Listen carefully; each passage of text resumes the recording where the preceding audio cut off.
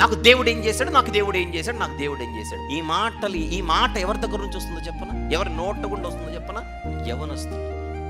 యవనస్తులు అంటే తెలుసు డెఫినేషన్. ఏమీ తెలియకపోయినా అన్నీ తెలుసు అని అనుకునే పాపం అమాయకులు. అది డెఫినేషన్ రాసేసుకోండి, రికార్డులో ఉంటుంది.